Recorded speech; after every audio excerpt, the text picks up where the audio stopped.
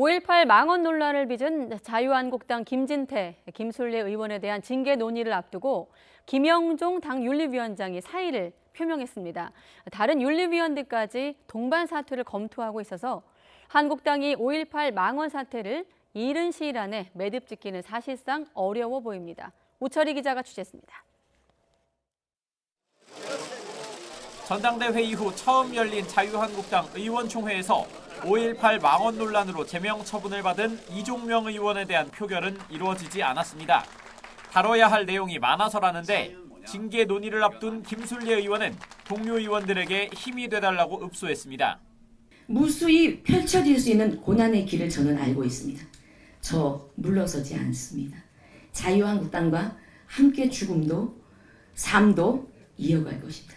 여러분이 힘이십니다. 한국당은 전당대회 출마를 이유로 징계 논의가 유보된 김진태, 김술래 의원에 대한 징계 수위가 결정되면 한 번에 처리하겠다는 입장입니다. 하지만 이마저도 늦춰지게 됐습니다. 윤리위원장인 김영종 변호사가 사의를 표명한 겁니다. 김영종 위원장은 YTN과의 통화에서 새 술은 새 부대에 담아야 한다는 생각으로 임명 당시부터 새 지도부가 들어서면 물러나겠다는 뜻을 여러 차례 전달했다고 밝혔습니다. 일부 윤리위원들도 사실상 동반 사퇴 의사를 밝혔습니다. 사의가 받아들여지면 인선 작업부터 다시 시작해야 하는데 황교안 대표는 여전히 말을 아끼고 있습니다. 당 윤리위 사의 표명한 거 맞나요? 다른 방법을 알아보세요.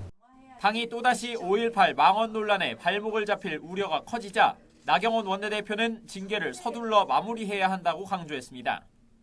누가 하시든 이 부분 징계도 또 가급적 빨리 마무리되어야 된다고 생각을 합니다. 자신이 포함된 안건의 경우에는 그 재척사유에 해당해서 아마 배제시키고 전당대회를 기점으로 당 지지율이 겨우 오름세로 돌아섰는데 5.18 논란에 당 지도부 전면에 친박, 잔류파가 배치되자 당내 중진 의원들 사이에서도 우려의 목소리가 나옵니다.